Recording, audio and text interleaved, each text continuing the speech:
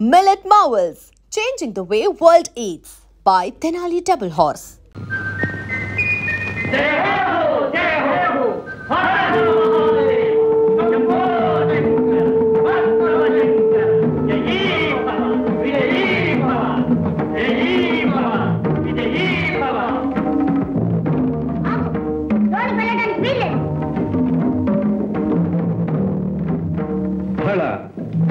మా మందిరంలోనికి వెళ్ళడానికి మాకే అనుమతి కావాలా?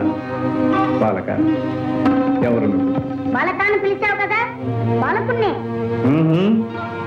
మాటలు బాగా నేర్చావే. తరువాత సావకాశంగా నీ ముద్దు మాటలు వింటాం గాని ముందు దారి కట్టుది. అమ్మ ఆజ్ఞ. మేమెవరమో తెలుసా? ఆ అమ్మకు భర్త. అమ్మకు భర్తవో అమ్మమ్మకో నాకు తెలీదు. అమ్మ మాట అంటే మాటే, లోనికి వెళ్ళడానికి వీల్లేదు. బాలక, ఏమిటి హఠం? పసివాడవని శాంతం వహిస్తూ ఉంటే, పెద్దవాడవని గౌరవిస్తూ ఉంటే నీ ప్రలోభనం మితిమీరిపోతుంది. నీ అహంకారం మరీ ఎక్కువ అవుతుంది.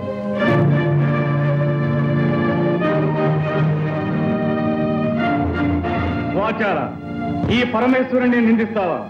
మర్యాదగా దారి వదులు, లేదా ఏం చేస్తా? ఈ బండారా నాకు తెలీదా? ఈ నాటకాలు చాలించి వచ్చిన దాన్ని వెళ్ళు, లేదా ఈసారి శక్తితో ఈ తల 1000 చక్కలు చేస్తాను. ఇక నిన్ను క్షమించరా?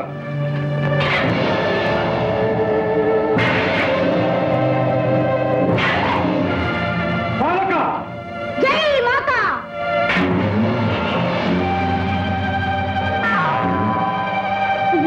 అమ్మ చెప్పిన మాట మర్చిపోయి ఆయుధాన్ని విసిరేస్తాను.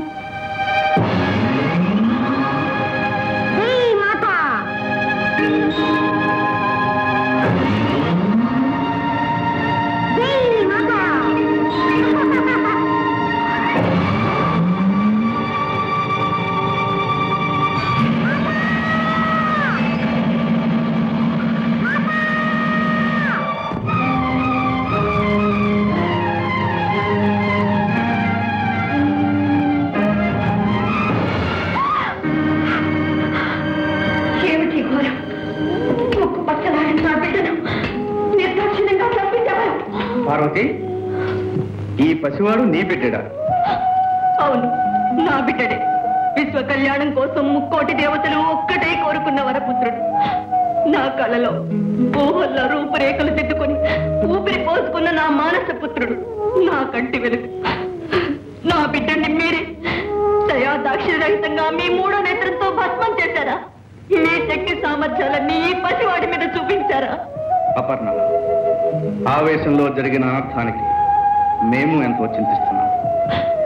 మీ సానుభూతి మాటలతో నా శోకాగ్ని చల్లారదు, నా హృదయం శాంతించదు. ఆనాడు అనంత శక్తివంతమైన మీ తేజస్సును ధరించలేకుండా అగ్నిహోత్రుడు అంతరాయం కలిగించాడు.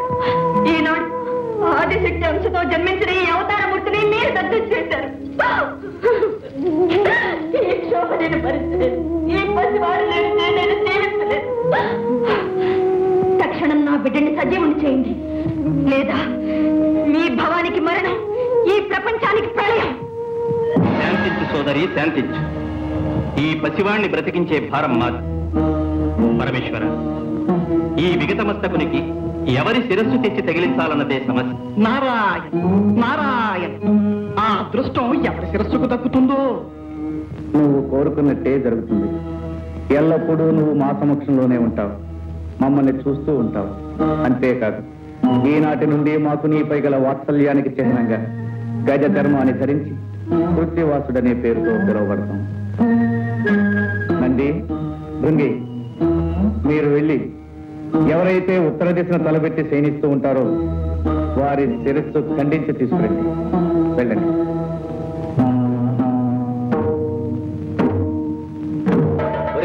అన్ని దిక్కులు వదిలేసి ఒక్క ఉత్తరపు దిక్కున తలపెట్టి పడుకున్న జీవితలే తెమ్మన్నారే శివయ్య.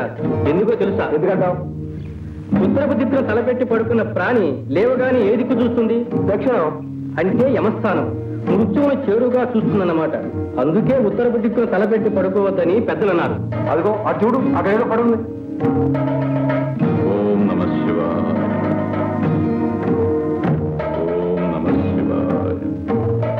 ఒరే, ఈ ఏనుగు ఉత్తరపు దిక్కునే తలపెట్టి పడుకుందిరా. నీ తల తీసుకోవడం నాయన, నీ ముద్దు మాటలు తనివి తీరా వినలేకపోయానే. ఈ అనర్థం జరుగుతుందని తెలిస్తే నిన్ను కావలి పెట్టకపోయేదాన్ని. నిన్ను చేసేసిలా చంపుకున్నాను. శివకోపానికి బలి చేశాను. అమ్మా భవాని, చింతించకు. ఇది జగత్ కళ్యాణానికై జరిగిన సంఘటన. నీ బిడ్డడు తప్పక సజీవుడవుతాడు. ప్రభు దశ దిశలు వెతికాడు. ఉత్తర దిక్కున తలపెట్టి శయనిస్తూ ఈ గజాననం మాత్రము దొరికినది. పరమేశ్వర, ఈ హస్తి మస్తకమును ఆ దేహమునకు సంధించి ప్రాణప్రతిష్ఠగా వద్దు వద్దు. చంద్రబింబం వంటి చక్కని మోము కలిగిన నా బిడ్డడికి ఈ ఏనుగు తల, ఆ వికృత రూపాన్ని నేను చూడలేను, చూసి భరించను లేదు. కాత్యాయిని, నీ బిడ్డడు కారణ జన్మ మూషికుని అంతమొందించుటకై అవతరించిన. అవునమ్మా, ఆ మూషికుని చంపుటకు ద్విజన్ముడు ద్విరూపుడు కావాలని కదా దైవ నిర్ణయం. ఏనుగు తల విజ్ఞానానికి సంకేతం, మదించిన బలానికి. నీ సుతుడు మహావిజ్ఞాని, మహాబల సంపన్నుడు అవుతాడమ్మా. అంతేకాదు, నీ తృప్తి కోసం ఈ బిడ్డడికి కామరూపం ప్రసాదిస్తున్నాను. ఎవరు కోరిన రూపంలో వారికి కనిపిస్తాడు. కాదనక చిరంజీవిని చేయండి. భవదనుగ్రహం ఎలాగుంటే అలాగే కానివ్వండి.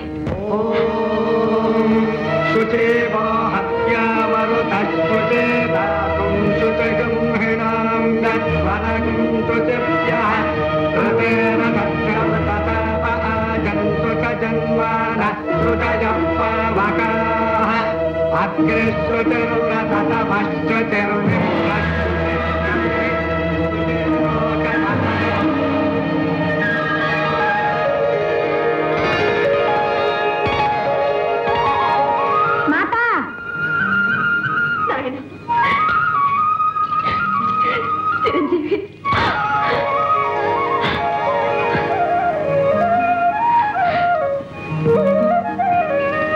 చిరంజీవి, వీరే మీ పితృదేవుడు పరమేశ్వరుడు.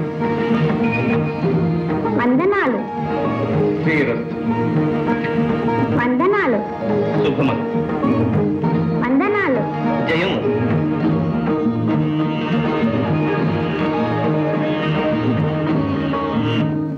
విన్నావా దేవతలు చేసిన కుతంత్రము? నారాయణ, ఆ తంత్రము అప్పటితో ముగిసిపోలేదు మూషిక రాజేంద్ర. గజాసుని వంతు అయినది, ఇక నీ వంతు కానున్నది. ఏదో నీ శ్రేయోభిలాషిని కనుక ముందుగా హెచ్చరించిపోవాలని వచ్చినాను. నిన్ను నిర్జించడానికై దేవతలందరూ భవానితో మొరపెట్టుకునగా పార్వతి ఒక మహాశక్తివంతుడైన వీరుణ్ణి సృష్టించింది. ఎటుల మమ్ములను నిర్జించుటకు వీరుడు సృష్టించినదా? ఎవడా వీరుడు? ఒక చిన్న సందేహం. ఆనాడు పార్వతీ మందిర ప్రాంగణమున నీ భరతం పట్టిన ఆ పుడతడు కాదు కదా ఈ మహావీరుడు. ఆర్భకుడా, మమ్ములను నిర్జించే అర్హతలు వాడికెక్కడ? నారాయణ, నీ మార్పునకు కావలసిన అర్హతలేమి? మమ్ములను జయించుటకు అయోనిజుడు బ్రహ్మ సృష్టితో పుట్టనివాడు. ఆగాదు, ఆ బాలకుడు అయోనిజుడే, బ్రహ్మ సృష్టితో పుట్టనివాడే. ద్విరూపుడు ద్విజన్ముడు కావాలను కదా. అది అయినది. ఈశ్వరునిచే ఆ బాలుని తల నరకబడి మరల గజాసుని శిరస్సు అతికించబడి బ్రతికించబడి, కావున ద్విరూపుడు ద్విజన్ముడు అయినట్లే కదా. నారాయణ, ఇక జితేంద్రియుడు, బ్రహ్మచర్య దీక్షాపరుడు, సర్వశక్తి సముపార్జితుడు అయి ఉండవలే. అంతేనా? రేపే ఆ చిన్నవానికి కైలాసములో ఉపనయనము బ్రహ్మోపదేశము జరుగునున్నది. కైలాసములో ఉపనయనము బ్రహ్మోపదేశము జరుగున. అప్పుడు బ్రహ్మచర్య దీక్షకు సర్వశక్తి సంపార్జనకు అర్హత లభించినట్లే కదా. అవును, మొక్కగా ఉన్నప్పుడే తుంచివేయవల. ఆ ఉపనయన కాండ ఎలా జరగగలదో సూచనలు. ధ్రువంతే రాజా వరుడో ధ్రువంతే వో బృహస్పతి ధ్రువంతజింద్రశ్చాగ్నిశ్చ రాష్ట్రం దారజతాం ధ్రువం దేవేం వాచమజయంత దేవాః తాం విశ్వరూపాం వజనో వదంతే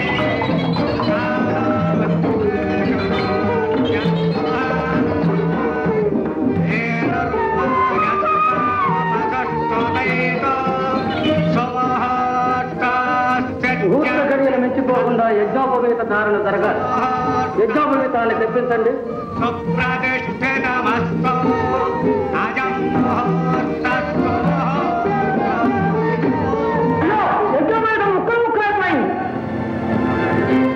నారాయణ నారాయణ, ఏ యువతమో ఉంటుంది. సువర్ణ తంతువులతో ప్రత్యేకంగా తయారు చేయబడిన యజ్ఞోపవీతమది. ఏమిటి కట్టం?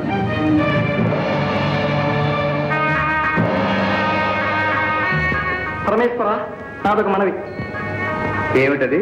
అనాదిగా మా నాగకులాన్ని ఆదరించి అలంకారాలుగా ధరించి మమ్మల్ని తరింపచేశారు. ఇప్పుడు గజానుల వారి యజ్ఞోపవీతాలయ్యే అదృష్టాన్ని నాకు ప్రసాదించండి. తదాస్తు.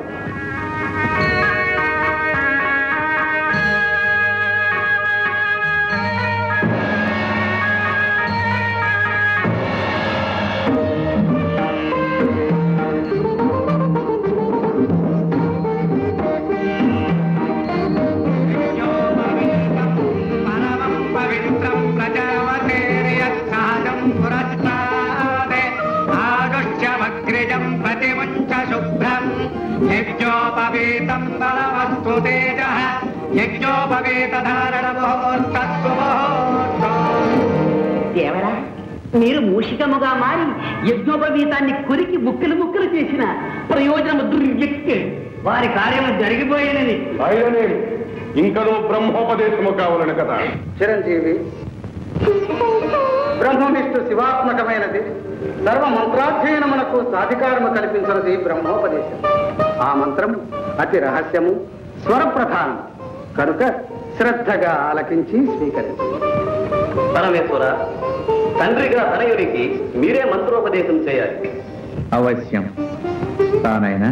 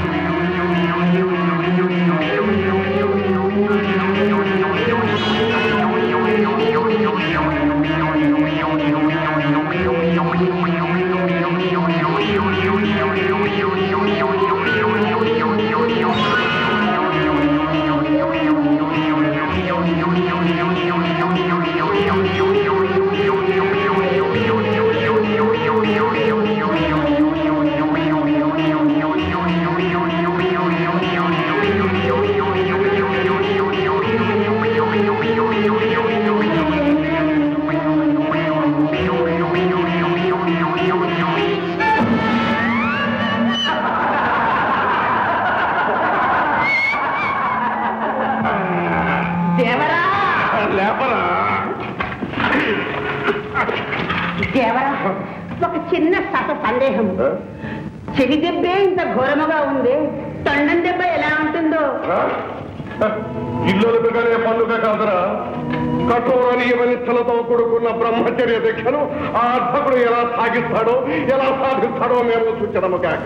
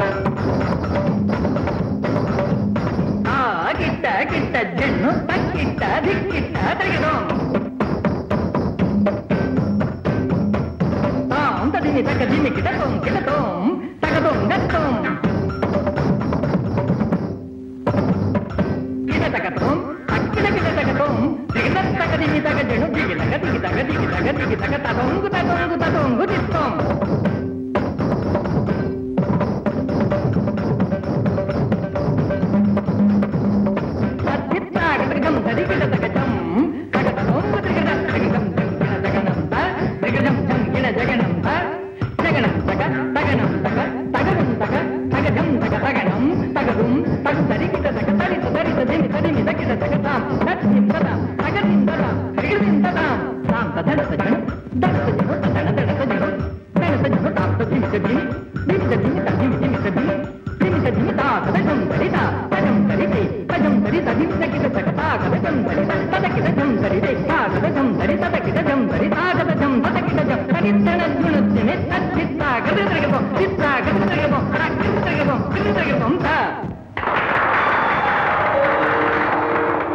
బడా గజానన బడా.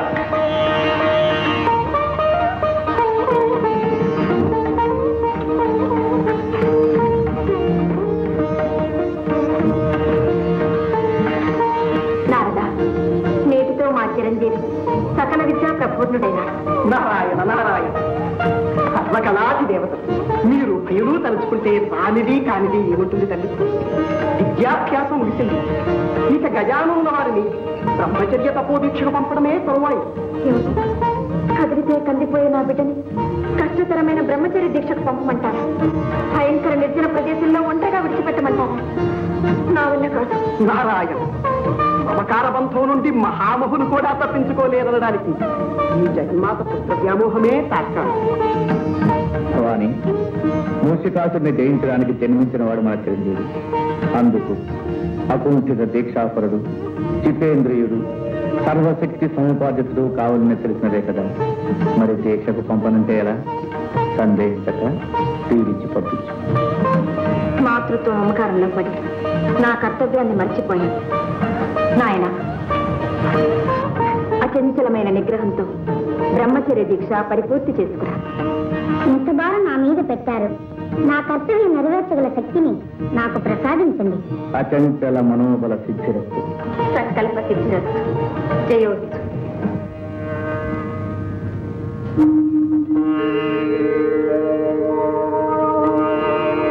స్వామి గజానన,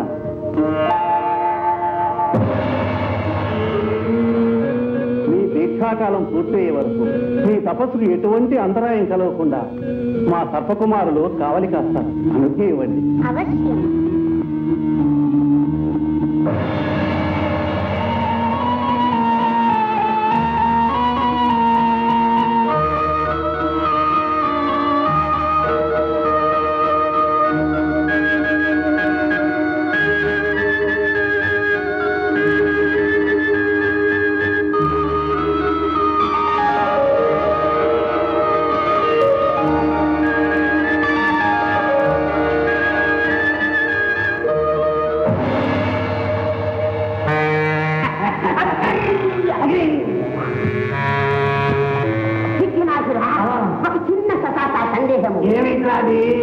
ఈ గజాననుడు బుడతడుగా ఉన్నప్పుడు చెబుతూ కొడితేనే మన దేవర వారు అదిరిపోయినారు.